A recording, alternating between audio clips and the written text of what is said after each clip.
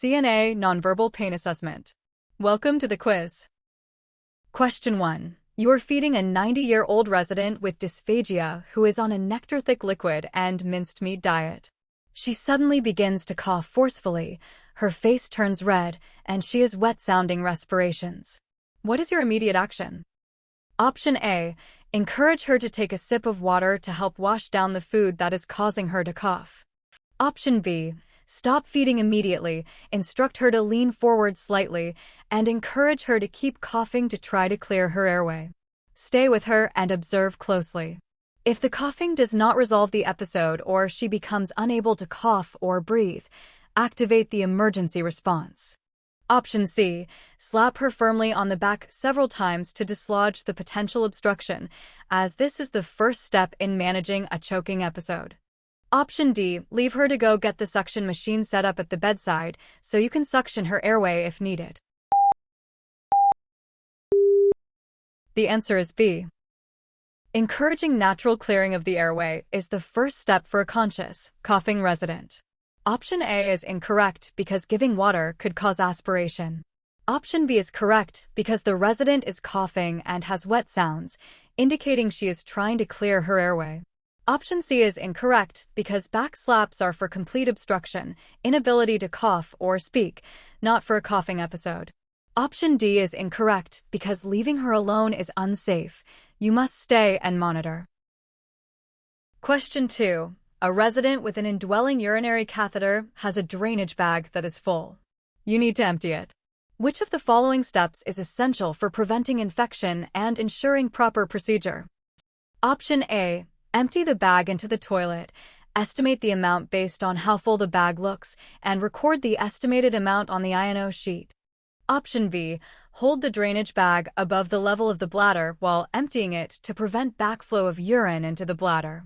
Option C. Obtain a clean measuring container, put on clean gloves, place a barrier under the drainage bag spout, open the spout, and allow the urine to flow into the container without letting the spout touch the container. Close the spout, measure the urine, record the output, and dispose of the urine according to facility policy. Option D. Disconnect the catheter from the drainage bag to empty the bag more thoroughly, then wipe the ends with alcohol before reconnecting.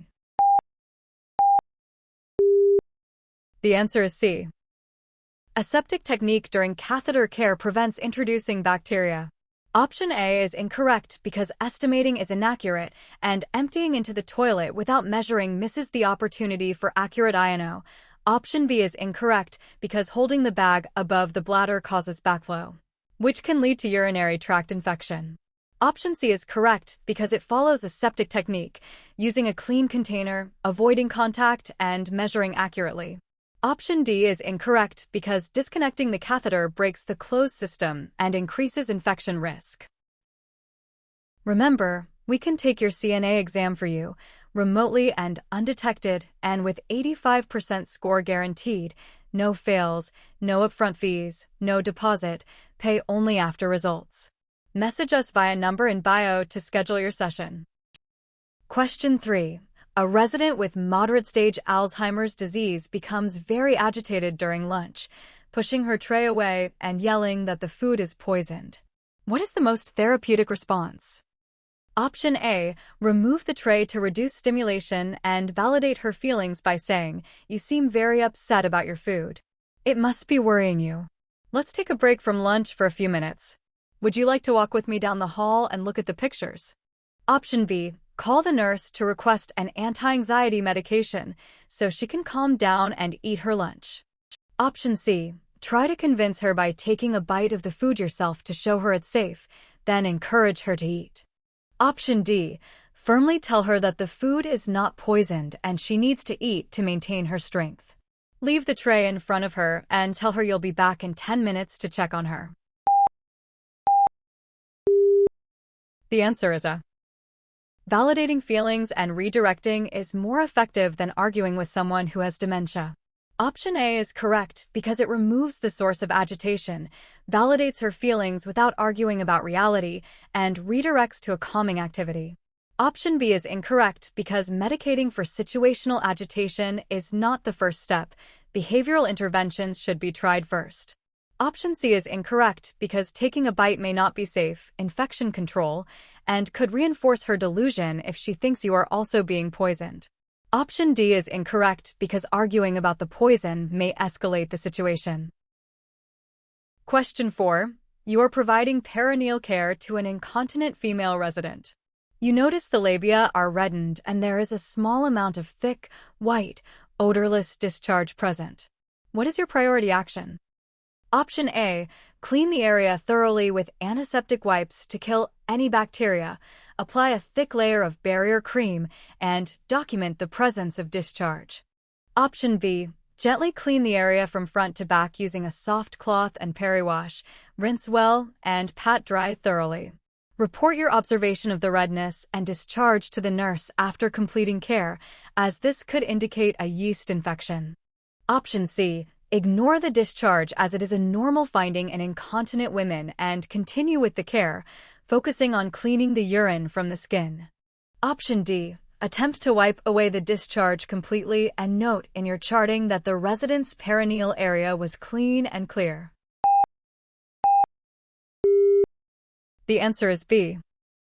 Proper cleaning and reporting abnormal findings are essential. Option A is incorrect because antiseptic wipes can be harsh and barrier cream may trap moisture. Treatment should be based on nurse's assessment. Option B is correct because proper cleaning from front to back prevents introducing bacteria, and reporting the findings allows the nurse to assess for a possible yeast infection. Option C is incorrect because ignoring the discharge could allow an infection to worsen. Option D is incorrect because wiping away without reporting misses the opportunity for proper diagnosis and treatment. Question 5. A resident who is on strict intake and output monitoring has just finished a 6-ounce cup of coffee and an 8-ounce carton of milk. They also ate a bowl of soup that was 4 ounces. How should you record this intake, and why is accuracy important? Option A. Check the volumes of the cup and carton. Add them together. 6 ounces plus 8 ounces plus 4 ounces equals 18 ounces. Convert ounces to milliliters. 18 ounce x 30 milliliters per Oz equals 540 milliliters. And record 540 milliliters on the INO sheet. Accuracy is vital for monitoring fluid balance, especially in residents with CHF or kidney issues.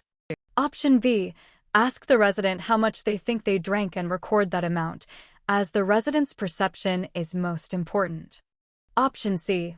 Only record the milk and soup, as coffee is a diuretic and doesn't count toward hydration status. Write coffee, not applicable, in the notes. Option D. Estimate the amounts and write coffee, milk, and soup in the notes section, as exact measurements are not critical for INO. The answer is A. Accurate INO is critical for managing fluid balance in certain conditions. Option A is correct because accurate intake measurement is essential for residents on strict INO, such as those with heart failure or kidney disease. Option B is incorrect because the resident's perception may be inaccurate. Option C is incorrect because all fluids, including coffee, count toward intake. Coffee's diuretic effect does not negate its fluid volume. Option D is incorrect because estimates are not accurate enough for clinical decisions.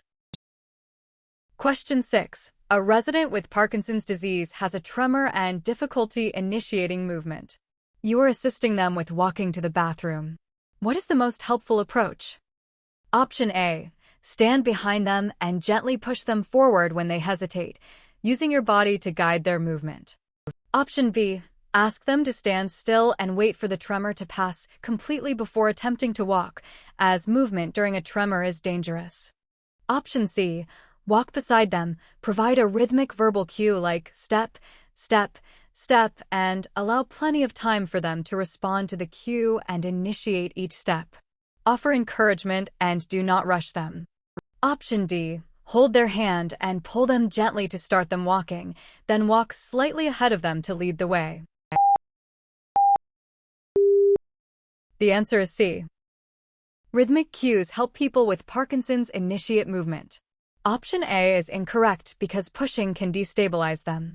Option B is incorrect because waiting for tremor to pass may not be practical. They need cues to start moving.